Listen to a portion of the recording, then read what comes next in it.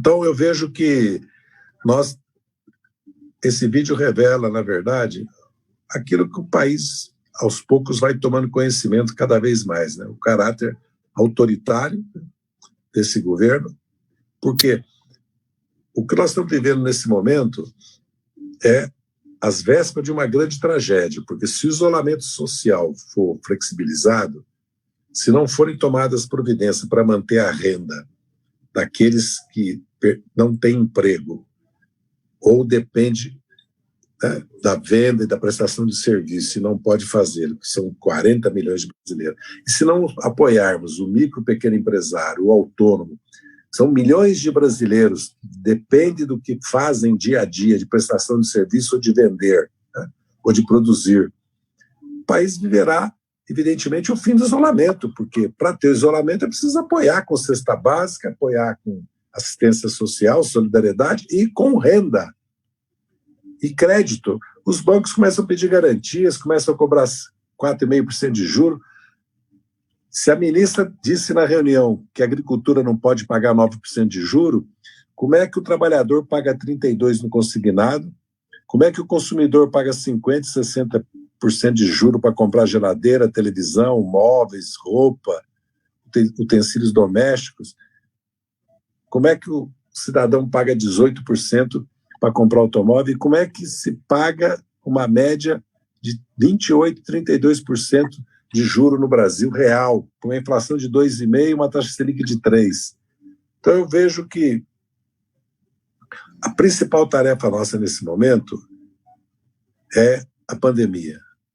Nós temos, e particularmente, o apoio aos governadores e aos prefeitos, porque o governo federal pode emitir, os governadores não podem. Os governadores estão tendo uma perda de receita grande e tem que aumentar os investimentos. Você mesmo estava dizendo agora da dificuldade de encontrar, né, internação para presos que estão em estado grave. Então, o país, os governadores vão ter que aumentar muito o investimento em saúde, muito investimento, inclusive gastos em segurança, porque toda a polícia militar civil tem que ser mobilizada.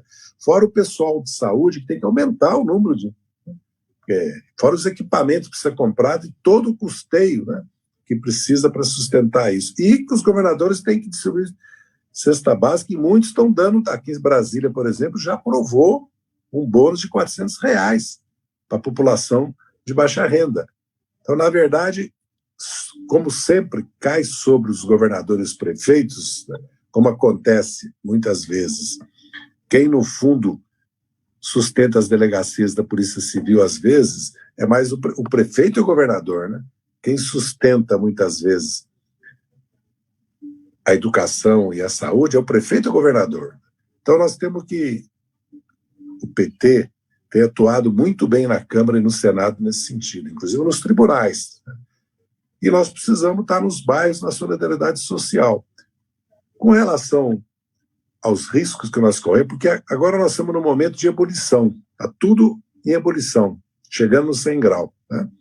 A crise política, a crise sanitária, as consequências econômicas e sociais, o choque, evidentemente, como o Supremo quer exercer o seu papel e a Câmara dos Deputados, agora ele está cooptando o Centrão para tirar a maioria que autorizaria o processo contra ele ou autorizaria uma investigação e um processo na Justiça, ou processo no Senado, de impeachment, ou por crime comum. E está na expectativa do novo presidente, Luiz Fux, e do novo ministro que vai assumir em dezembro, neutralizar o Supremo. E está indo para cima da oposição, seja da oposição como a mídia, os partidos liberais de direita, certo? Seja os governadores e os prefeitos. Então agora é hora de reforçar a aliança dos governadores e prefeitos, reforçar a nossa solidariedade social e a luta para manter o isolamento social, porque nós podemos correr o risco de uma grande tragédia. Porque se nós continuarmos subindo na perspectiva de aumentar o número de casos, tanto de aqueles que acabam sendo afetados pelo Covid, como de mortos, a linha que vem vindo é ascendente. Se ela não entrar num patamar de um platô, de um planalto, para depois cair, nós vamos viver uma tragédia de 200, 300 mil mortos, né? Porque se de 1.000 vai para 2.000, de 2.000 para 4.000, 4 mil cada 10 dias são 40 mil. Os americanos estão chegando a 100 mil. Não é uma hipótese. E todos os especialistas estão dizendo claramente que essa cloriquímica é uma farsa, entendeu? Que ela não é uma medicação adequada. E nós não temos uma vacina ainda, né?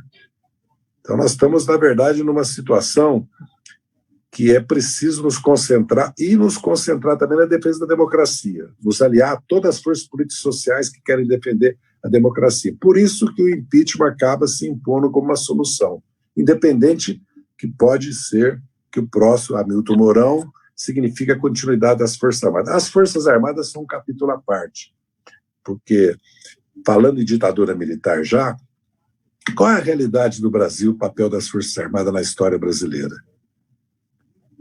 A República é um golpe militar. Depois veio o governo do Floriano Peixoto, que as elites se opuseram a ele porque ele queria fazer uma reforma no Estado brasileiro que tirava o poder das oligarquias regionais. As oligarquias se impuseram, a Armada se levantou contra a República, a Armada monarquista, que era a principal força, era mais importante que o Exército naquele momento, se levantou contra, e veio a República do Café com Leite, das oligarquias que no Nordeste vocês conheceram, né? A imensa maioria dos trabalhadores rurais na servidão, a imensa maioria analfabeto, o analfabeto e a mulher não tinham direito de voto, eleição no bico da pena, né? Na verdade uma fraude democrática, porque nem 3% da população votava, uma república de uma aristocracia rural, no Sudeste do café com leite, no Nordeste da cana, e a imensa maioria do país na miséria. Os tenentes é que se levantaram. Então está aí de novo os militares. Os tenentes se levantam no 18 de Forte 22, fazem a revolta, tomam a cidade de São Paulo em 24, combatem, inclusive o irmão do Juarez Távora, Joaquim Távora, morre no combate. Miguel Costa sai de São Paulo, porque eles bombardeiam São Paulo, os bairros operários, porque já a classe trabalhadora já era uma realidade em 24. Porque o Brasil se industrializou na Primeira Guerra Mundial, indústria têxtil, de alimentos, confecções, de pequenos reparos, né, para a agricultura. O Brasil começa a aproveitar a infraestrutura que os ingleses deixaram, ferrovias, portos, telégrafo, bancos, urbanização de cidades, né? E com a migração começa a criar a classe trabalhadora.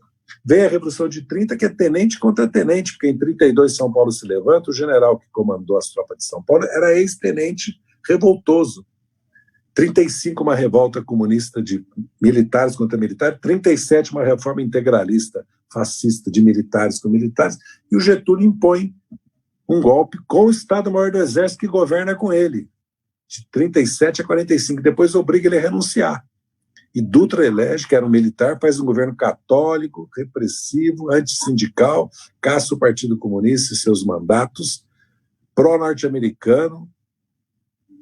Quando Getúlio se elege, os militares tentam impedi-lo, dizendo que ele não tinha maioria absoluta. Quando Juscelino sucede, levaram o Getúlio ao suicídio. Lembra da República do Galeão, que eram de oficiais da aeronáutica. Levam o Getúlio ao suicídio. Como o povo se levantou, eles não deram o golpe. Aliás, fugiram. Porque o povo pastelou jornais que eram contra o Getúlio, ocupou a sede dos partidos que eram contra, caçou os líderes antigetulistas. Houve uma revolta no país. Isso garantiu a eleição e o Juscelino com o Jango de vice ganha. Eles dão um golpe. É que o Lott deu um contragolpe e impediu. O Lott foi o candidato depois do Juscelino em 60 contra o Jânio Quadros. O Jânio ganha e renuncia, eles dão outro golpe, uma junta militar impede o Jango de tomar posse. E como o Brizola se levantou com a Brigada Militar, vamos lembrar que no Brasil até 30, as forças públicas eram mais fortes que o Exército. Quem moderniza o Exército brasileiro é a Revolução de 30 e depois Góes Monteiro, junto com a industrialização, com uma visão que a indústria e a técnica, que era o aço e a energia, que o Getúlio exige dos Estados Unidos para entrar na guerra contra o nazifascismo. Então nós chegamos no momento que eles querem impedir que o Jango tome posse. E com a brigada, divide o terceiro exército, arma o povo, chama a cadeia da legalidade, que são as rádios no Brasil inteirinho, começa a levantar o povo, e a da Guerra Civil. Os militares cedem, o Jango toma posse, depois tem mandato presidencial quando faz o plebiscito. Eles dão um golpe em 64, aí triunfam. E o Jango tinha apoio popular, e o Juscelino estava eleito presidente em 65. É conversa que a maioria do povo apoiou o golpe de 64, golpe militar, pró-Estados Unidos, que mandou tropas para a República Dominicana logo depois e fez o acordo de investimento com os Estados Unidos, e o ministro de Relações Exteriores, Juracy Magalhães, um tenente, aliás, nordestino, dizia que o que era bom para os Estados Unidos era bom para o Brasil. E passamos outra ditadura de 64 a 85. Então, golpe militar, ditadura militar, militarismo é uma realidade no Brasil. E os militares, como é que eles veem a democracia? Eles veem que o povo não sabe votar, que os militares são patriotas, que os militares são os que são incorruptíveis, quando a corrupção na ditadura dá livros. Né? Então nós estamos assistindo de novo uma situação que é o militarismo, que é o militar fazendo política e ocupando cargos políticos, e o Exército, a Marinha e a Aeronáutica dirigindo, porque foi o Estado-Maior das forças, das três armas, indicaram o Costa e Silva foi escolhido assim, o Médici assim, o Geisel assim, o Figueiredo assim. Essa era a eleição. O colégio eleitoral era só para chancelar a decisão tomada nos quartéis. E eles voltam agora, ocupam o governo do Bolsonaro e começam a tutelar o país. Exemplos de tutela. Quando Vilas Boas tuita que o Lula não pode ter habeas corpus, quando o Estado-Maior do Exército se reúne no mesmo dia que o Supremo decidiu habeas corpus, quando os três comandantes, agora dia 31 de março desse ano, emitem uma ordem do dia elogiando o golpe de 64. Isso. E quando o Vilas Boas elogia o discurso da Regina Duarte, nós estamos esperando o quê? E o Mourão escreve um artigo no Estado de São Paulo, evidentemente apoiando a política de Bolsonaro. Então, os três ministros, Fernando Azevedo, Ramos, Luiz Eduardo Ramos e Braga Neto, estão operando a cooptação do Centrão, estão operando a indicação para o Supremo, estão operando o Pró-Brasil, foi operado assim, que levou a direita liberal que se opõe, porque no Brasil hoje, grande parte dos partidos de centro-direita estão contra o Bolsonaro pelo obscurantismo autoritarismo dele, não por causa da política econômica, inclusive querem mais do que o Bolsonaro apoia o Guedes, mais. Agora ele está cooptando o Centrão, que são 150 deputados. Né? Nós temos 130 que estão nos partidos de esquerda, e tem aí também uns 150 que estão fechados com o Rodrigo Maia, que na verdade é uma oposição que pensa numa candidatura para 22, fora a dissidência do humorismo. Bolsonaro perdeu apoio nas classes médias, tem a rejeição da maioria do país hoje, mas tem uma base nas PMs, nas milícias, dentro das Forças Armadas, e tem uma base popular neopentecostal e popular também do voto que ele obteve, que ele conquistou na disputa eleitoral, voto que o PSDB, o DEM, votos que perderam para o Bolsonaro. Porque nós fizemos 27 milhões de votos no primeiro turno, que junto com o Ciro, com 12, dá praticamente 40 milhões de votos, e no segundo 45. Mantivemos, tanto é que nós somos a primeira bancada da Câmara. E no Nordeste somos a força mais expressiva, os partidos de esquerda governam praticamente do Amapá até a Bahia. Então o cenário que eu vejo é que a ditadura militar, o que foi a ditadura militar? Eu vou citar alguns dados. Poucos sabem que a ditadura perdeu a eleição em 66. Teve eleição em Minas e no Rio em 66. Para mostrar que não era verdade que o povo apoiava o golpe de 64, eles perderam com o Negrão de Lima no Rio pelo PMDB, Israel Pinheiro em Minas, depois que eles impugnaram vários candidatos da oposição. Eles criaram o domicílio eleitoral e inegibilidades nessa época.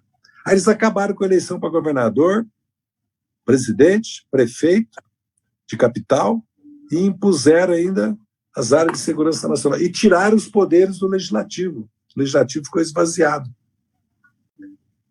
Em 65, 69, cresceu no país um grande movimento de oposição de massa contra o governo, de rua.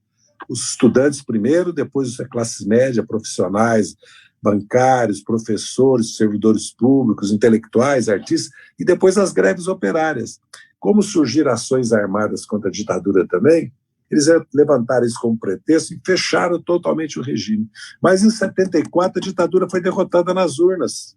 E não houve manifestação, greve, de 69 até 73, 74. Foi derrotada pelo povo, em 78 de novo e 82 de novo. Eles se mantiveram no poder porque mudaram os critérios para o colégio eleitoral, senão já tinham perdido a presidência em 78. A ditadura foi censura. Quando eu cheguei na faculdade, em 65, era um sonho, como é de todo brasileira, eu levei um choque, porque parecia um cemitério. Centro acadêmico fechado, associação atlética proibida, feira de livro proibido, teatro, cinema, cineclube proibido, e queriam criar um centro acadêmico igual era o sindicato.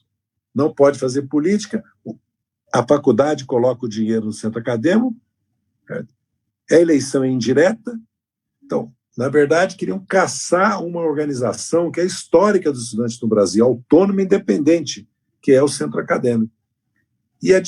Você estudava direito, Constituição, quando tinha censura no país, tinha tortura, o Congresso estava castrado, não tinha uma eleição para presidente, então já vivia uma ditadura. E a cultura era reprimida, censura de música, de literatura, de pintura, como o Bolsonaro pretende hoje. Todo o discurso que o Bolsonaro faz é o que aconteceu na ditadura. Por que a juventude hoje, pode olhar as pesquisas, aonde o Bolsonaro está mais rejeitado é na juventude e nas mulheres, por causa do medo de perder a liberdade. Porque como ele vem com esse fundamentalismo religioso, mistura da religião com o Estado, e com um falso moralismo, que é típico dos militares, né, ele leva que a juventude e as mulheres percebam o perigo que é o autoritarismo bolsonariano e o que significa as Forças Armadas no poder.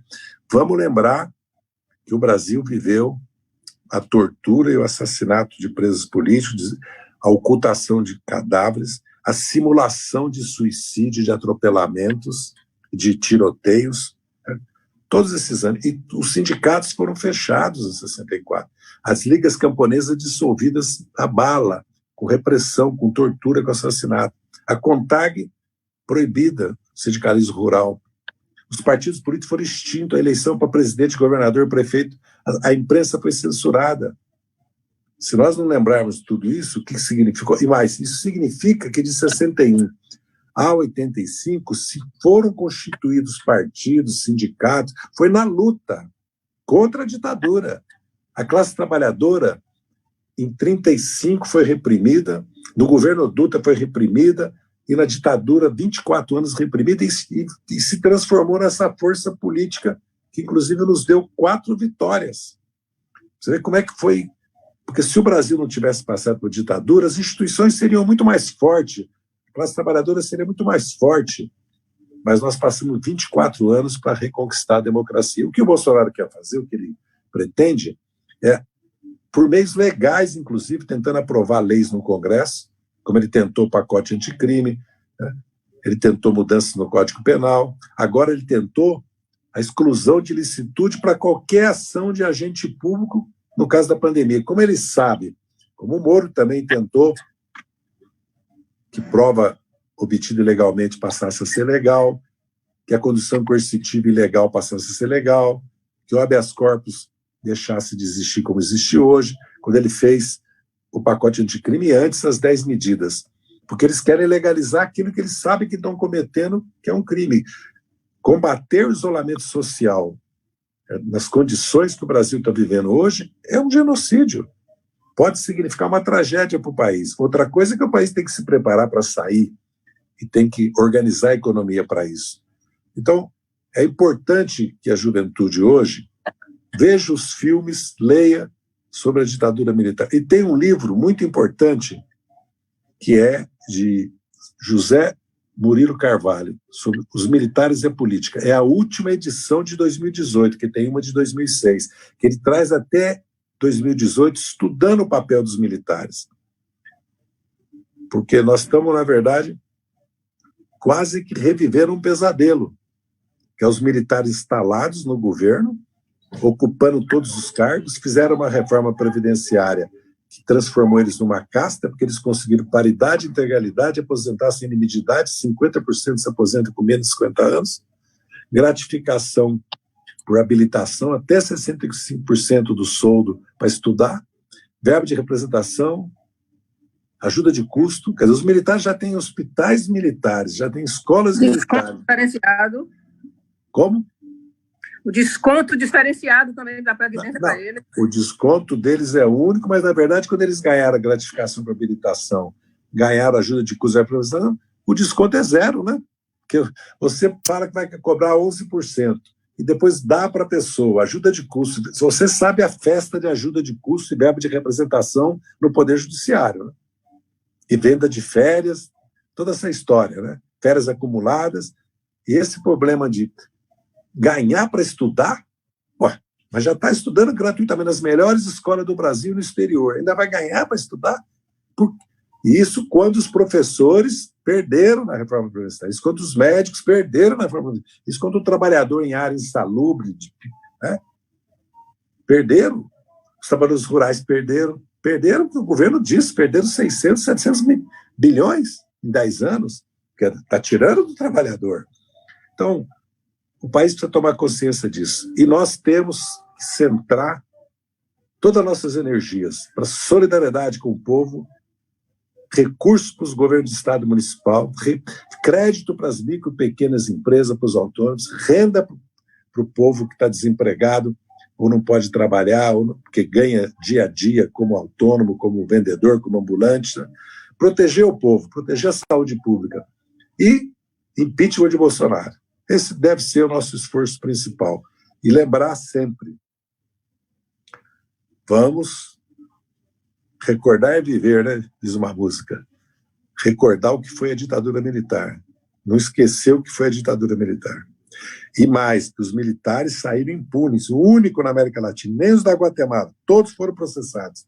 Na Argentina, no Chile, no Uruguai, né? Até na Guatemala. Mais do que isso, ainda conseguiram garantir na lei da ordem. E é mentira que o comandante-chefe das Forças Armadas é o presidente da República. Não é. Porque as promoções e a vida interna das Forças Armadas são decididas exclusivamente pelos Estados-Maior, com base na hierarquia e na disciplina. Né? E o orçamento das Forças Armadas é o único preservado hoje. E ainda submeteram a nossa política externa e a própria política de defesa, que eles consentiram, como diz o Genuíno, mas não aceitaram, que nós que aprovamos, aos Estados Unidos agora. Ainda levaram um tapa na cara com a Embraer, mas cederam Alcântara e parece que estão cedendo na questão do submarino nuclear. Mas, se você olhar o orçamento das Forças Armadas, é o único que não tem contingenciamento e está crescendo. Quando a ciência e tecnologia está sendo destruída. Quando a cultura, as universidades, porque ele quer controlar o pensamento, a informação. Ele ataca a imprensa que faz oposição a ele, apesar que é uma imprensa monopolista, uma imprensa que nos atacou o tempo todo, deixando essa diferença de lado, nós temos que defender, porque ele ataca porque ele não quer nenhum tipo de oposição.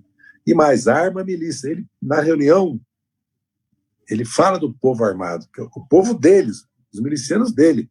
Porque quando se autoriza, como ele quer, a venda de armas e o armamento num país como o Brasil, quem vai ter armas não somos nós. Porque na hora que nós pedimos um porte de arma, vai ser negado. São eles, a base dele organizada que vai ter armas.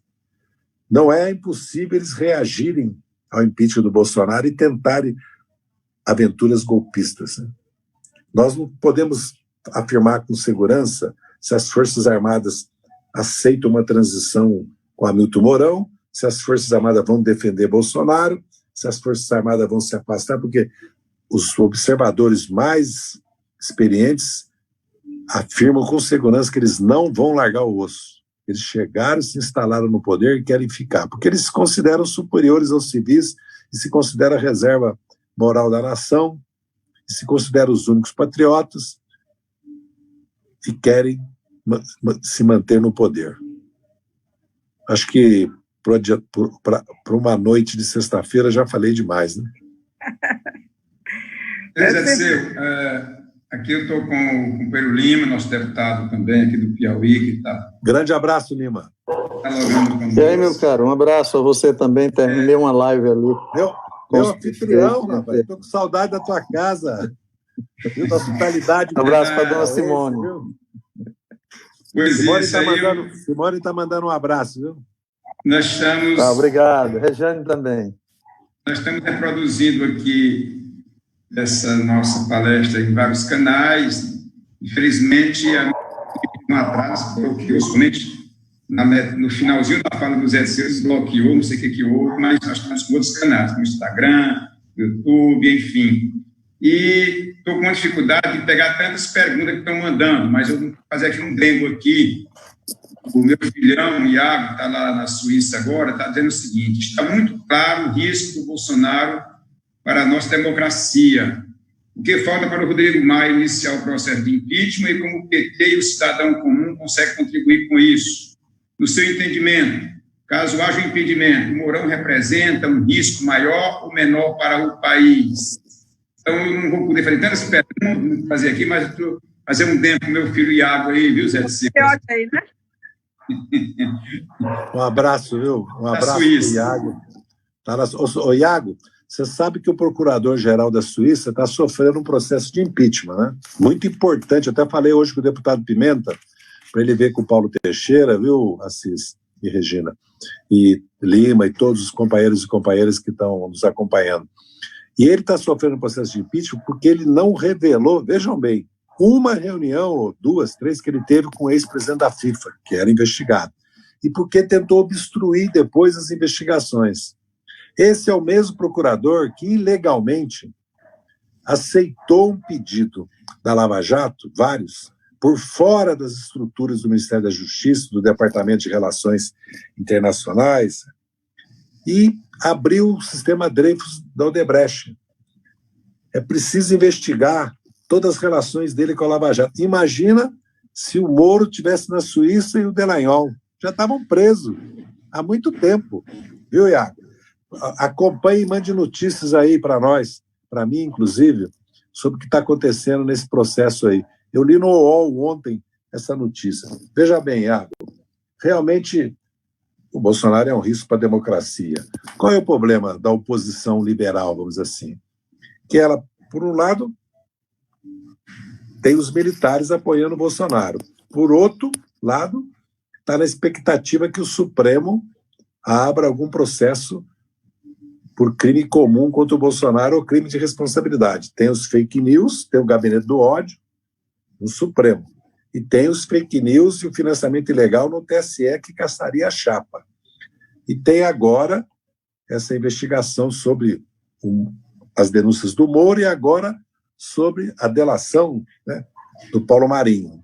E tem toda a investigação sobre as rachadinhas, sobre o Laranjal do PSL, sobre o assassinato bárbaro e covarde da Marielle e do Anderson, pelas milícias, a relação da família Bolsonaro com as milícias, o gabinete do Bolsonaro, do Flávio Bolsonaro, tudo isso está em questão, porque está sendo devassado pela Receita, pelo COAF, né? Porque está sendo investigado pelo Ministério Público e pela Polícia, né? Federal, no caso. Então, o país... O problema do PSDB, DEM, que eles estão vendo que com o Centrão não tem 342 votos. Como não há, com a pandemia, manifestações populares, apesar que hoje tinha panelaço à tarde em todo o país, quando saiu a revelação das fitas, como há, na verdade, agora 58% já, o Bolsonaro só tem 25% de apoio, de ótimo e bom, mas o país está dividido com relação ao impeachment, meio a meio. Então, na verdade, há um empate nesse momento. O Maia dá sinais, né, que da expectativa que os militares controlem o Bolsonaro, porque, na verdade, os militares impedem que o Bolsonaro cometa atos que podem ser caracterizados como crime de responsabilidade, ou atos que desorganizem totalmente o seu governo, porque não tem governo mais desorganizado que esse, não tem nenhuma frente do governo funcionando, nem o Ministério da Economia. Essa junção de planejamento, orçamento, recursos humanos, gestão, com indústria e comércio exterior, com previdência, com trabalho, não funciona. Você vê que eles não conseguem pagar o INSS, o Bolsa Família, tudo atrasado, tudo com fila, e muito menos, e agora esse crédito para micro e pequena empresa virou um mico, porque eles querem garantias, não querem dar carência, querem cobrar juros. O juro devia ser zero, como eu já disse no começo. Então eu vejo que é realmente um risco. Vai sair o Bolsonaro e vai entrar muito Mourão. Mas se o Bolsonaro sofrer impeachment, mudou a realidade do país. Porque, evidentemente, se acontecer um impeachment, vamos ser ingênuos, né? Vai haver negociação, vai haver uma transição negociada. As Forças Armadas vão negociar com os partidos que detêm a maioria. Nós temos 130 deputados e nós não podemos fazer manifestação. Se agravar a pandemia e agravar a situação econômica, quando a pandemia passar, o país vai assistir um período de luta política e social enorme, porque aí vai se chocar a alternativa ultraliberal, porque o Guedes, na própria reunião, está pregando privatização, concessão, corte de gasto, teto, regra de ouro. Eles querem continuar nessa insanidade. Lógico que a maioria do país vai se opor a isso, porque achar que o trabalhador aceita menos direito, mais emprego, aceita no primeiro momento, depois começa a lutar.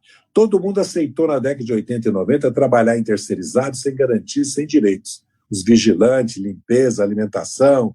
Né? Passou 1, 2, 3 anos, hoje os vigilantes têm sindicatos fortes em todo o Brasil.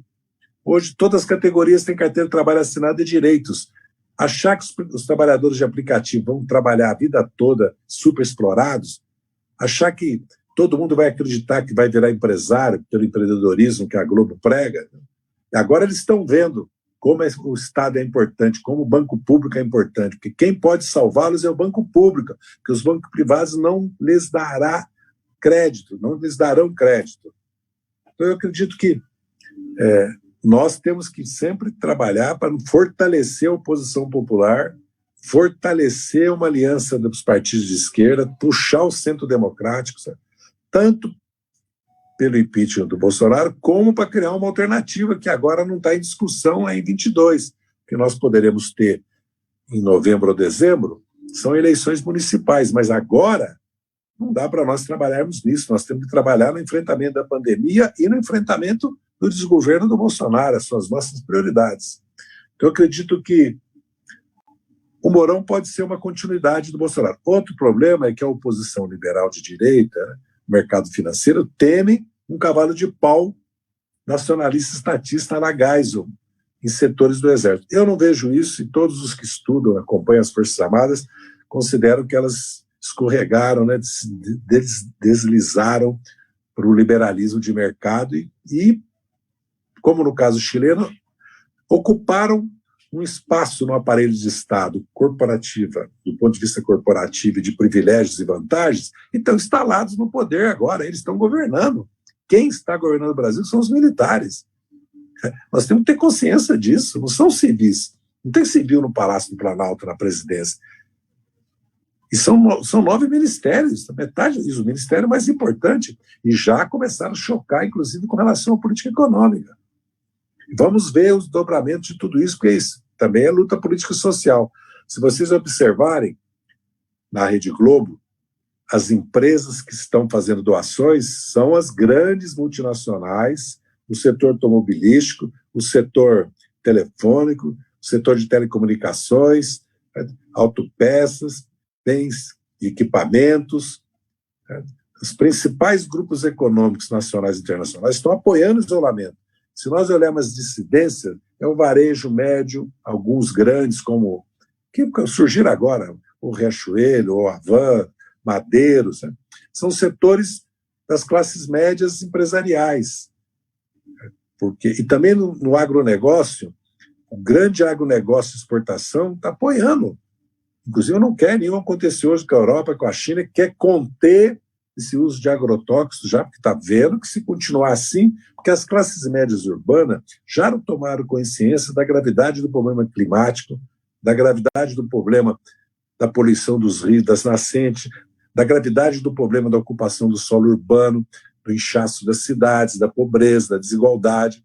Outra coisa é se vão aceitar reformas estruturais no país, como a tributária e a do sistema bancário e financeiro. Mas há mudanças, como haverá mudanças importantíssimas no mundo. Por quê? Porque, como depois da Segunda Guerra Mundial, passada essa pandemia, a não ser que eles passem por cima, como fizeram em 2008, 2009, 11 e 12, da crise, que eles sustentaram com dinheiro público, os bancos todos foram salvos, com um custo enorme na Europa, que levou à saída da Grã-Bretanha, levou ao crescimento da direita na Itália, na França, surgimento na Espanha, na Alemanha, na Áustria, na Bélgica, levou a xenofobia anti-imigrante e levou a uma estagnação econômica, apesar da inflação baixíssima e do juro zero, juro negativo. Não cresce porque não tem consumo, que a concentração de renda foi muito grande. E a imigração é impedida. E a desglobalização que o Trump está fazendo já nos Estados Unidos. Então, surgem novos poderes, como a Turquia, como o Irã, como a Rússia, como a Índia, os BRICS, e o próprio Brasil é uma potência econômica na América do Sul, científica, técnica. O Brasil é um país desenvolvido, é um país que tem todas as condições de ter um desenvolvimento autônomo e soberano. Então vai haver, na verdade, um repensar também do mundo e uma luta para que caminhe o mundo e o Brasil vai seguir.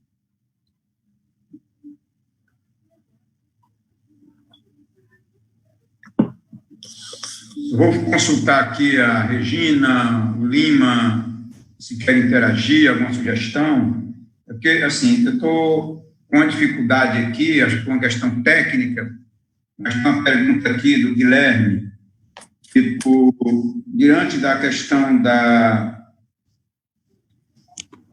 Covid, a grande dificuldade da movimentação social, de movimento de rua, pelo indivíduo. Que outras alternativas nós teríamos para a sociedade ajudar a que o processo possa andar?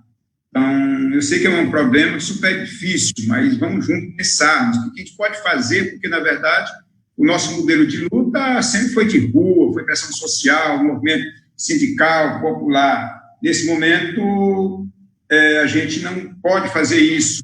Qual orientação a sua experiência nos passaria nesse sentido? Um outro ponto, que também eu vou mencionando aqui, antes de você responder aí esse sentimento, se teria uma saída do Guilherme, é a situação que às vezes me incomoda muito. Eu participo aqui de muitos grupos e às vezes fico ouvindo o campo de diálogo. E tem um setor, que é esse setor mais à direita, que sempre passa a ideia que os militares foram íntegros. Durante a ditadura militar não tinha corrupção. Ora, quando a gente olha os números, é uma vergonha, a gente não tem conseguido colocar isso.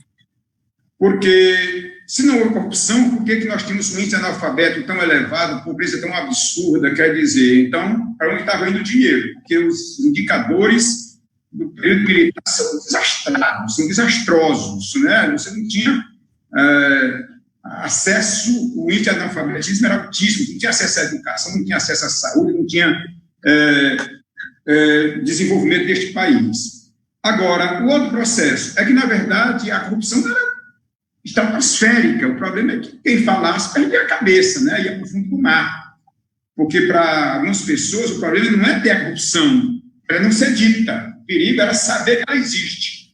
Então, como é que nós, do movimento popular, nós do campo, poderíamos, assim, nos apropriar mais disso? Isso ajudaria ou isso também não tem muita importância? Porque parece que quem é da direita pode dizer 1000 vezes e provar, para eles não interessam. O que se nos orienta sobre isso? Isso é uma questão um pouco complicada, mas deixa reflexão, além do pedido do Guilherme, aqui, do Guilherme Carvalho, perguntando também o que ele pode fazer para ajudar na mobilização popular, já que não pode ir para a rua. Eu queria falar uma coisa, antes do Zé retomar, acho que o Lima também. Eu queria falar, assim, Zé, eu sou muito cética contra o impeachment nesse momento, exatamente porque, além da gente não ter aquela força toda, mas a gente iria para a rua se tivesse para estar todo mundo com medo do vírus.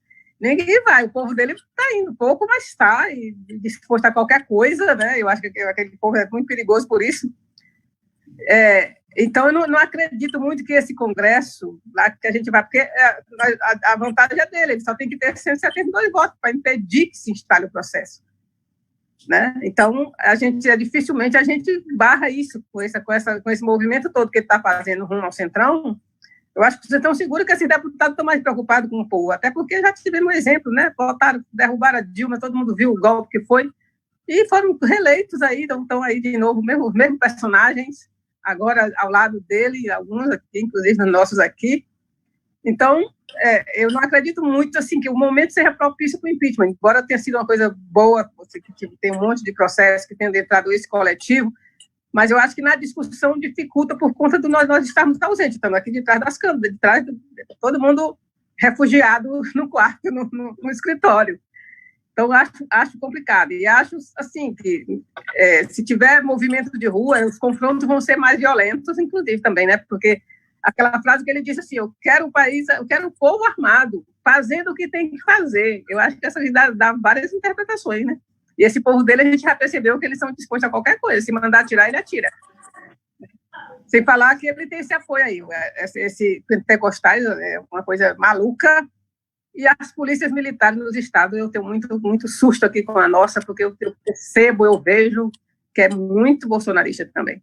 Né? Se você fizer uma pesquisa, eu acho que todas as polícias militares dá a maioria para ele, assim, do apoio, não sei o que é, esse homem conseguiu, com tanta mentira, conseguir passar essa imagem que é o bom, que é o correto, que é o que defende a liberdade. Ele fala em liberdade não sei quantas vezes, de um jeito que as pessoas ficam acreditando. Também assim, porque nós não conseguimos desfazer algumas coisas contra nós. A gente pode só olhar as pesquisas que na hora que falam da situação do Brasil, todo mundo, mas na hora que pergunta de quem é a culpa, as pessoas ainda respondem muito que a culpa é nossa, que a culpa é do Lula e da Dilma. É impressionante como eles conseguiram passar isso também, né? Então, foi uma negligência assim, das instituições que foram deixando as coisas acontecer. Acho que a campanha de 2018 tem muita culpa nisso, porque foi muita coisa ruim, muita fake news, estava na cara tudo e as nossas instituições não tomaram nenhuma providência. O TSE até hoje não se debruçou sobre esses casos. Então, eu não vejo assim, com muito otimismo para o nosso lado isso, mas é bom porque movimenta aí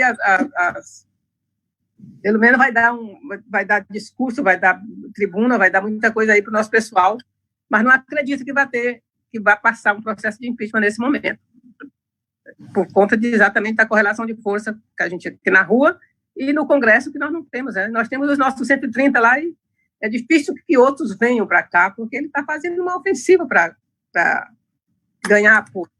E os militares também não vão deixar também, que eles estão atentos a isso também. Né? Então, eu sou pessimista nessa história, de que vai ter impeachment mesmo para o Mourão ficar. Muito bem colocado. E, Regina, Zé Disseu, só um pouquinho, eu queria constatar, a gente podia já para o encerramento, queria constatar o Lima, se quer fazer também alguma participação, e dizer, Zé Disseu, que aqui nas nossas páginas hoje, muitos elogios aí, que você é uma enciclopédia, né, comentários positivos, que você sempre, né, presente aqui na luta, muitos elogios. Como também são as páginas de gente muito boa, né, não tem muita gente do campo do ódio, graças a Deus, né, o ódio é do outro campo, minha parte que ama, que é carinhosa e gente do bem. E apenas informando que nesse horário nós temos um pequeno prejuízo, porque nesse momento o genocida também está nesse momento num vídeo ao vivo, esculhambando o seu... Então, nós estamos disputando o Brasil inteiro, até os nossos seguidores estão lá também acompanhando para poder se organizarem, né? Então, ele está nesse momento, está numa bagaceira danada, xingamento pelado. Eu não estou acompanhando, mas estou me passando aqui, que não está podendo acompanhar. Está esculhambando? Quem que ele está esculhambando? O Moro? O Celso de Mello e o Moro. O Celso de Mello e o Moro. Então, nós estamos disputando nesse momento com ele aqui, o nosso público também. Não, mas é muito importante você ter dito isso, porque, na verdade, o Bolsonaro vai continuar a ofensiva contra o Supremo, contra os governadores e prefeitos, vai continuar armando o povo dele, não vamos pensar que ele vai recuar. E isso que o Heleno fez hoje é sinal que eles querem ficar acima da lei e da Constituição. Então, nós temos que nos preparar realmente para uma batalha. A Regina tem razão. A batalha não vai ser curta, a não ser que o agravamento da pandemia, porque também o agravamento da pandemia pode levar a uma crise social e eles instalarem, provocarem o caos no país, fazerem atentados. Lembra que na abertura do Figueiredo, grupos militares começaram a fazer atentados, começaram a desorganizar os acordos políticos para tentar dar sobrevida e buscar mais um mandato para outro ditador que substituísse o Figueiredo. E o Bolsonaro tem milícias e grupos dispostos a isso. Mas eu queria tratar desse assunto, em primeiro lugar, sobre a corrupção, segurança pública e o nosso legado. É verdade, nós perdemos o pé nas redes, né, Regina? Esse foi um problema, porque em 2008 já estava evidente que as redes eram importantes, porque o Obama só ganhou a eleição porque percebeu. 2016, Trump e o Brexit foi produto das fakes e da manipulação das informações que o Facebook e outras redes detinha. Foi vendido, repassado ou passado politicamente para grupos, né, de direita. E nós ficamos atrás. Então, nós temos um problema sério, porque não conseguimos retomar o legado do Lula, porque a responsabilidade do Lula e da Dilma, se vocês olharem a pesquisa, vem caindo e vai aumentando a do Bolsonaro, ou dos que não têm opinião. Nós, na verdade, tínhamos quase, entre o governo do Lula e da Dilma, quase 45%. Hoje não temos mais nem 30%. Eu acabei de ver esses dias essa pesquisa. Nós precisamos de um grande esforço para trazer o nosso legado e enfrentar essa discussão de segurança pública e corrupção, que é muito importante, da responsabilidade pela crise e pela recessão de 3,5% em 2 anos. Nós precisamos fazer esse enfrentamento. E os governadores têm um papel muito importante. Eu sempre, quando vou numa rádio, por exemplo, mesmo aí, se eu fosse eu, Piauí, uma rádio, eu perguntaria, vocês conhecem algum vereador, algum deputado, algum prefeito do PT que roubou? Vocês conhecem algum... O governador do PT que vocês conhecem, o Wellington, roubou? Então, por que você fala que o PT é uma organização criminosa e corrupta? Houve corrupção no nosso governo, como era o governo Bolsonaro. Outra coisa é que nós organizamos a corrupção e somos responsáveis por ela. Como nós não enfrentamos esse debate nas eleições de 18, e de segurança pública, nós podemos dar um exemplo nos estados, fazer o contraponto em matéria de educação pública, de segurança, de saúde, de governo democrático, de desenvolvimento local, papel do Estado, e expor isso para o país, como o consórcio de governadores tem exposto, e como governadores como o Flávio Dino, como o Rui Costa, como o Camilo, como o Hélito, como outros governadores, a Fátima, têm exposto. É uma disputa política que nós temos que fazer. Porque, caso contrário, nós não vamos... Nós temos também, por outro lado, que cobrar do TSE, que julgou a Dilma tão rapidamente, apesar que aprovou as contas delas com ressalvas, mas lembra o empenho, o ativismo dos ministros do TSE? Lembra o Gilmar Mendes? E não tem agora com relação à nossa representação para caçar a chapa por causa das fake news, que está provado, e financiamento ilegal está provado. Mesma coisa o Supremo. Lembra, o Supremo tem colocado limites ao Bolsonaro, e acabou de tomar uma decisão agora que prova isso. Agora, lembra da ação penal 470, o chamado mensalão, o ativismo, o empenho? Lembra o Aires Brito colocando o meu julgamento às vésperas do primeiro e do segundo turno em 2012? Eles fizeram tudo para jogar no ano eleitoral. E o Aires Brito foi tão hipócrita que ele fez tudo para acabar o julgamento antes dele sair do Supremo, que ele saiu do Supremo dia 18 de novembro de 2012. Ele fez tudo para acabar antes. Então, nós estamos vivendo uma situação que nós temos que cobrar dos tribunais superiores que julguem, certo? E investiguem e processem quando há crime, no caso aí, que é mais do que evidente. Com relação às ruas, mobilização, esse é um tema difícil, mas veja bem, fato político. Hoje tudo é foto, imagem e redes. Então nós temos que ter uma direção, um Estado maior, coordenado, bancada, governadores, prefeitos, diretórios regionais, diálogo com os vereadores nossos. Nós temos 1.100 prefeitos dos partidos de esquerda e 11 mil vereadores. E temos deputados estaduais, federais, senadores, que falam com milhões de pessoas, como tem N entidades. Eu fiz um debate aí no Nordeste com a rede de entidades dos povos da floresta, das águas e do campo. São centenas de entidades que vocês conhecem, né? Temos a CONTAG, que tem uma rede fantástica, temos sindicatos no Brasil todo, da CUT e das outras. As outras centrais estão atuando em conjunto. Hoje mesmo fizeram uma live, todas as centrais foram pedir audiência para o tópico de todas as centrais. E os partidos estão atuando junto na Câmara. Então nós temos que criar fatos políticos, potencializar. E o Lula tem que jogar um outro papel também, entendeu? O que ele está fazendo. Quando ele abriu mão da candidatura em 22, que é muito importante isso. Quando o PT não fez o impeachment em nome do PT, mas com entidades e com personalidades, mais 400 entidades e personalidades, é fantástico isso. É uma mudança. Nós estamos procurando assumir um outro protagonismo, assumir os governadores nossos, eles podem ter um papel muito importante, porque nós vamos ter que conscientizar a sociedade na solidariedade social nos bairros. Todo militante do PT, de esquerda, sindical, social, agrário, mora num bairro. Então ele precisa trabalhar nesse bairro de solidariedade, conversar com o povo, discutir. Porque aí você é um microcosmo, você pode tomar as medidas, você pode tomar as medidas de prevenção social. Deixa eu só fechar a porta aqui. Maria Antônia, eu estou fazendo um live, Maria Antônia.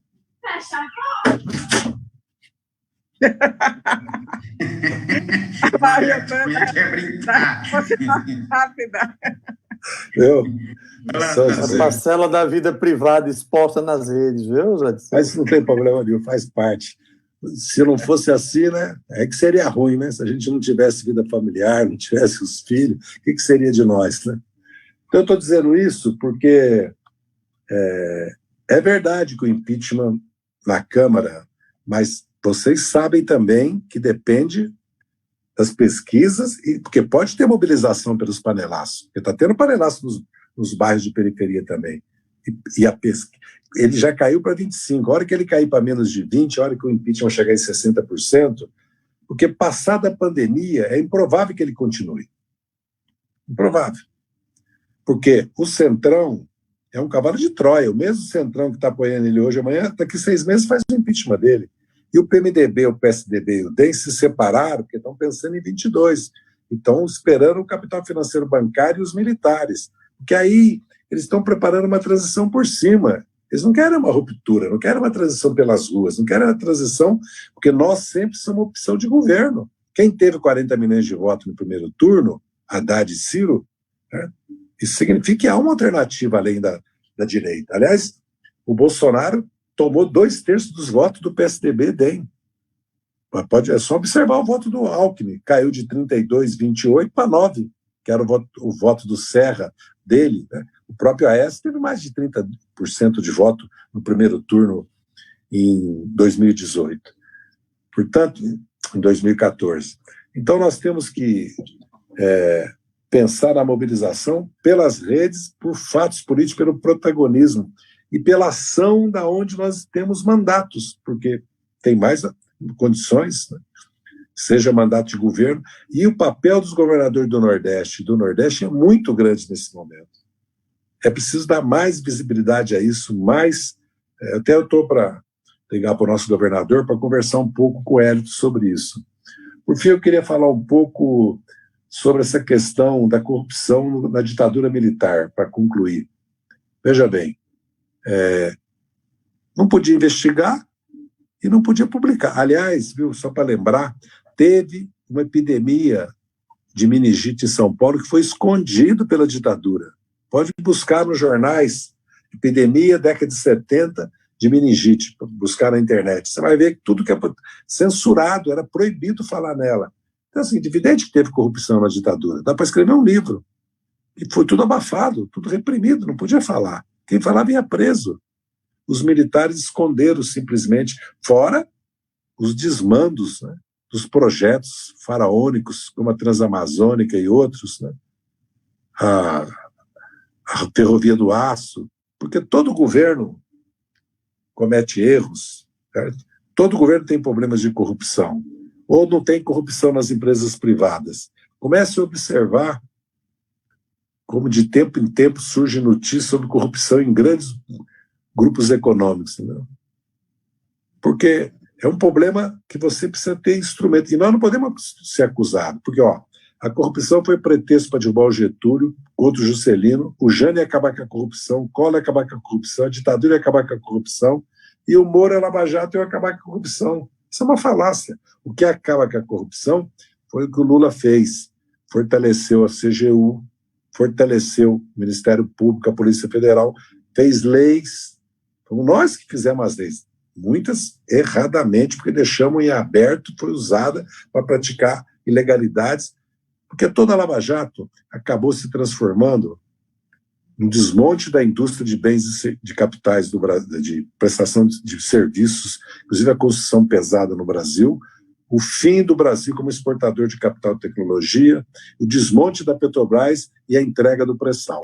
E o agravamento... Me dá só um segundinho, só aí nessa parte que você colocou agora, que o Lula, no governo do presidente Lula, e você é uma pessoa muito influente lá, criou instrumentos para combater a corrupção. Agora, faltou percepção nossa na época de que há uma ideologia de Estado muito forte sobre isso, porque as peças criadas, os instrumentos criados pelo nosso governo, praticamente foi utilizado de uma forma mentirosa contra quem as criou, contra o presidente Lula, contra você, que eu sei que fez um discurso muito grande. É uma questão para a sociedade compreender um pouco. Onde foi que nós deixamos de fechar isso aí para que o Estado realmente cumprisse o seu papel e não se utilizasse dos instrumentos que nós criamos para poder perseguir quem os criou? Porque nós fizemos as leis dentro de um espírito de republicanismo, desconsiderando que há luta de classe, que há interesses e que a oposição já tinha tentado em 2006 derrubar o Lula com o mensalão. Nós não aprendemos a lição do mensalão. O PT, grande parte do PT, do governo do Lula, fizeram uma avaliação equivocada do mensalão, achando que era um problema ali localizado, que bastava nós sairmos do governo e nós respondemos. Porque houve pressão para fazer o julgamento meu na Câmara antes que terminasse o ano de 2005, porque em 2006 eu ia ser absolvido, eu fui cassado por 19 votos, sendo que parte dos votos que me cassaram veio do PT, uns 8, 12 votos vieram do PT. Então é um problema grave, que nós fizemos uma leitura errada.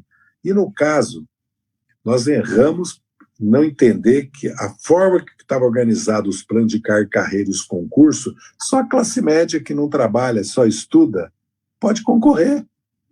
A maioria dos trabalhadores das classes médias pobres, que trabalham o dia inteirinho e estudam à noite, então toda uma classe média conservadora de direita ocupou a Polícia Federal, o Ministério Público, foi ocupando a esplanada dos ministérios, foi sendo ocupada por servidores públicos, que agora estão tudo contra o Bolsonaro, tudo pedindo para nós lutar contra o congelamento, contra a reforma da Previdência, mas votaram no Bolsonaro e fizeram campanha para o Bolsonaro. Então, é um problema sério isso aí.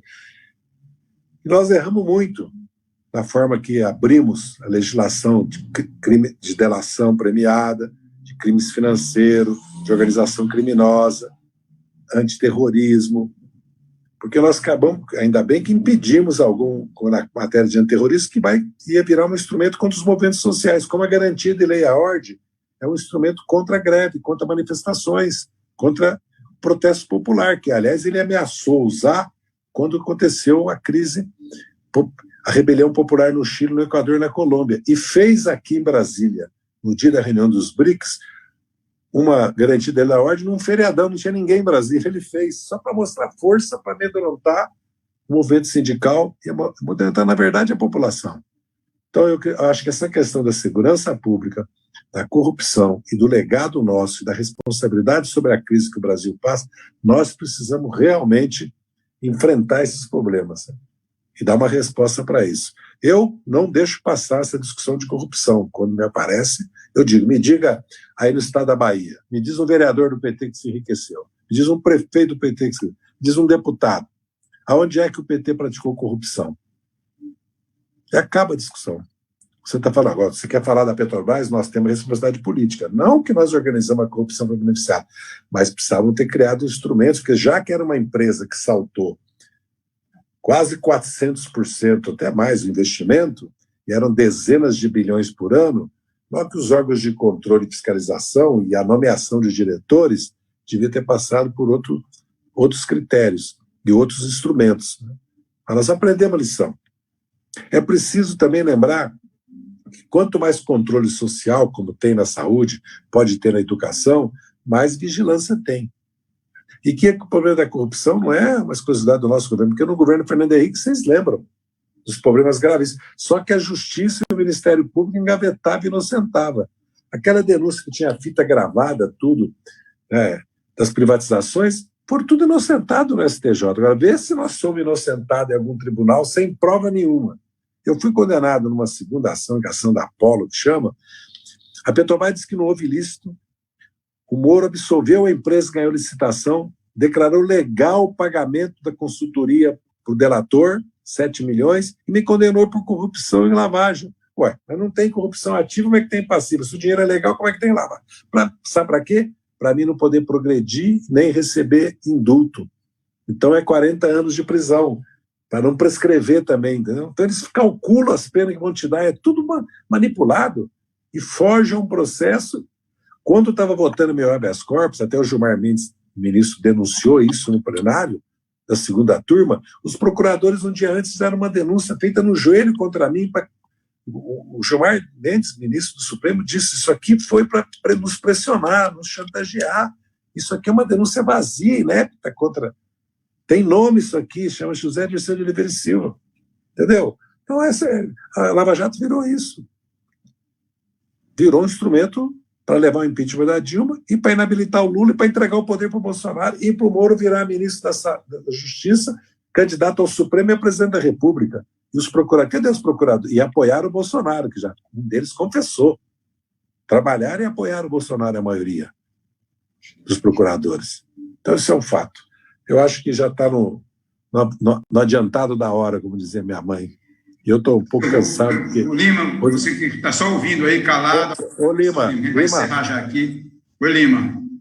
Não, dizer que é um prazer. Eu estava numa outra live ali com os prefeitos e aí entrei aqui rapidinho. Está cuidando das bases. E acho que é importante. Pois é, tem que estar lá, alguém tem que cuidar das bases, né?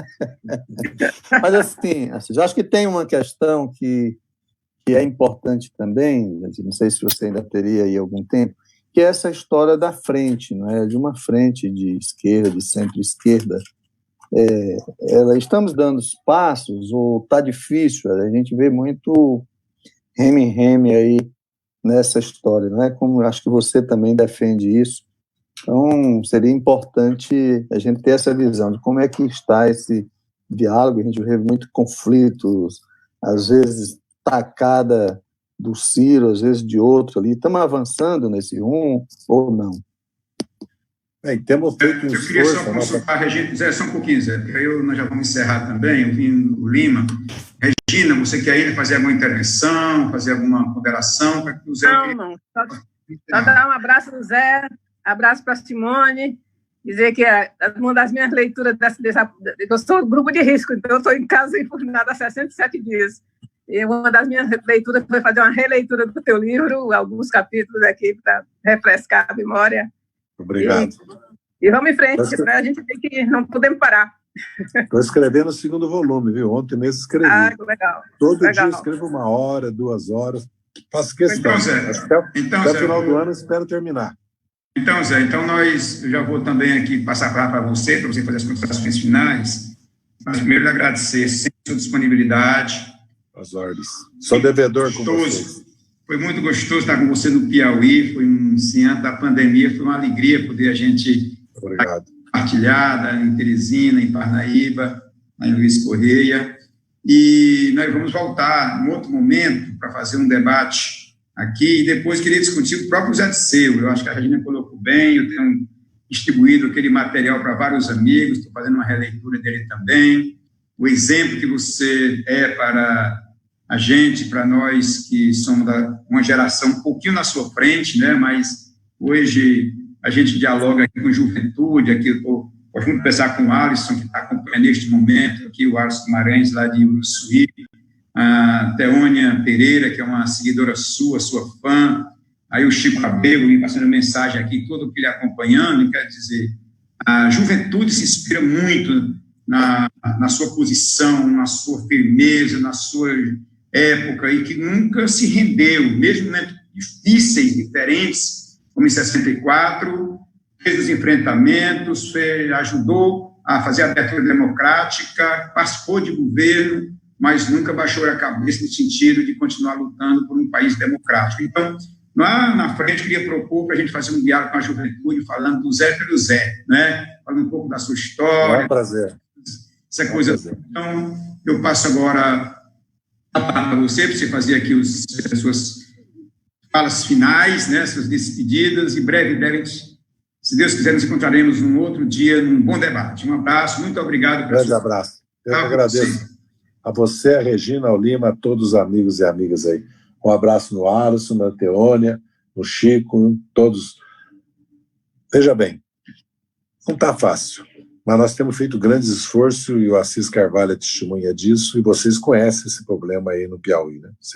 Nós elegemos um vice-governador, que depois virou governador, e vocês conhecem toda a história e o desenlace. Não é fácil, mas nós temos que persistir, porque fora da unidade das esquerdas e do centro democrático nosso, nós não vamos mudar esse país. Lógico que nós precisamos de organização popular, forte, consciente, mobilizada e em luta. Mas nós precisamos de alianças e a frente é muito importante. Avançamos muito no consórcio de governadores, avançamos na Câmara. O Assis Carvalho é testemunha disso. Está sólida, apresentamos a reforma tributária junto, plano de emergência, agora atuamos na pandemia juntos, avançamos nas fundações, no manifesto pela renúncia que o Ciro Gomes, o Boulos, o Flávio Dino e o Haddad assinaram, e agora avançamos sem o PDT, o PCdoB, e o PSB, mais com o PCdoB, o PSOL, o PCB, o PSTU, o PCO, a Unidade Popular e o PT, e entidades e personalidades apresentamos. E temos avançado, por exemplo, no Rio Grande do Sul, apoiando a Manuela, no Pará, apoiando o Edmilson, queríamos apoiar o Freixo no Rio, tínhamos a Benedita já até como candidata a vice, temos feito um esforço em centenas de cidades. Agora, a situação não é simples, porque os partidos também querem disputar com o PT. De certa maneira, querem disputar, explorando, inclusive, às vezes, crítica que a direita faz ao PT, ataques que a direita faz. Foram solidários conosco na prisão do Lula? Sim. Foram solidários conosco no impeachment da Dilma? Sim. Até porque eles governavam com a Dilma e conosco, né? Agora, hoje, o Ciro abriu uma linha anti-PT e anti-Lula. O PSOL, que se aproximou das esquerdas e do PT, enfrenta uma resistência interna muito grande. O Freixo, inclusive, deixou de ser candidato, não só porque o PCdoB, o PDT e o PSB não o apoiaram, mas pelo que ele tinha que disputar uma prévia, como o Boulos estava com risco de disputar uma prévia em São Paulo, apesar da força da candidatura dele e da Erundina. Então, o PCdoB, depois de 40 anos, não fez 1,5% nas eleições, fez um movimento 65% dos comuns, se aproximou do centro. O PSB vinha numa reestruturação, num congresso de autorreforma, fez uma conferência, aí veio a operação política para prender o Ricardo Coutinho, que era o principal articulador, um dos principais articuladores desse movimento. E nós lançamos uma candidatura em Recife contra o PCdoB, PDT e PSB. O PCdoB é vice na cidade de Recife e vice no estado, com a Luciana, que é a presidente do PCdoB, e com o Luciano, que é o vereador, aliás, um grande amigo. Então nós estamos vivendo também as contradições e os problemas que cada partido de esquerda enfrenta. E a disputa pela hegemonia com o PT, que sempre é assim, unidade e luta, né? Essa é a realidade. Então, acho que tem avanços, nós temos que persistir. O Lula deu uma grande contribuição, dizendo que não quer ser candidato em 22, e também ele pediu que não fizesse um plano Lula 22, né, como houve uma discussão na executiva e foram consultá-lo. Ele disse, não quero. E, aliás, até indicou o nome do Flávio Dino como possível candidato, coisa que ele já tinha feito, e a própria presidente do PT, a Gleice, já tinha falado de uma frente que, lógico que pode ser um candidato que não seja do PT. Lógico que nós temos candidatos, né? Não só o Lula, como o Fernando Haddad, ou um governador, né, dos que nós temos, ou um ex-governador como Jacques Wagner, do PT, tem nomes, mas eu acho que não é a hora disso agora. Ou o Wellington Dias, né? Pode ser nosso presidente. Nós temos o Wellington, certo? Temos o Rui, né? Tem o Camilo, tem a Fátima, mas o Wellington realmente, dos governadores, é o mais experiente, é um grande articulador político e tem se revelado a nível nacional, certo? Como capaz... Estou pensando na Regininha ser nossa governadora, viu? Depois do Wellington, viu? Então, eu quero dizer que nós temos que persistir na frente democrática anti-Bolsonaro, anti-autoritarismo durantista, que é mais ampla que a esquerda, e na construção de uma alternativa a 22. São dois movimentos que não se contrapõem. Muitos companheiros são contra, acham que não, frente só pontual contra a censura, né? Frente, né, para impedir, né, que o Bolsonaro aprove o pacote anticrime junto com o Moro. Não, acho que nós precisamos ter uma frente, eles é que não estão querendo fazer, a oposição liberal de direita, não somos nós.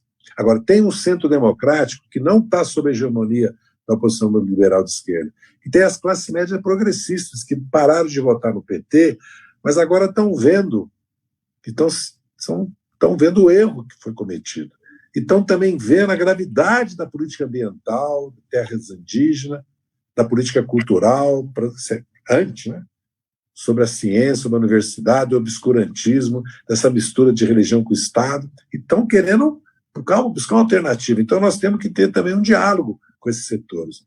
Então, a minha visão é que nós precisamos, sim, constituir uma frente, mas também nós temos que partir do princípio que nós, né, temos um legado, somos o maior partido, temos a liderança do Lula, que é o maior líder popular do Brasil, né? Portanto, isso tem que se levar em conta. Pensar em frente sem o PT, pensar em alternativa à direita no Brasil sem o PT é totalmente irreal. Aliás, coisa que o PSOL diz, né? Muitas lideranças do PSB e do PCdoB afirmam. Mas os partidos também têm seus problemas. Então, é uma construção difícil, mas era difícil também que o José Alencar fosse vice do Lula, né? Em 2002, imagina. Era difícil que o nosso governasse 13 anos e meio o Brasil, 4 vitórias. Então nós temos que ousar buscar a construção dessa frente. Uma boa noite e vamos agora à luta. Uma alegria revê-los.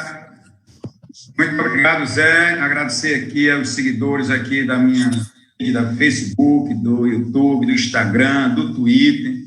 Então, são milhares de pessoas que nos acompanham e agradecer do fundo do meu coração a presença de todos vocês. Então, um abraço, Zé, um abraço, Regininha. Abraço, vocês. Hoje é dia do abraço, viu? Opa! Pois vamos abraçar longe, viu? Um abraço, Lima. Valeu, meu irmão. Um grande abraço, viu? Tchau, tchau. Um abraço, deputado. Abraço, Regina.